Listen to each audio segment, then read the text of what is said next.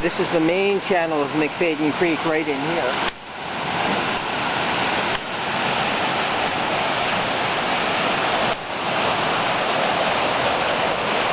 Wow, that's powerful.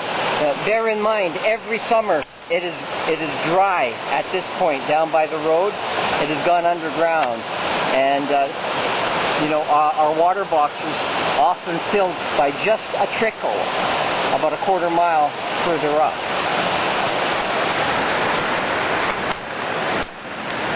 And what's happening here on the road?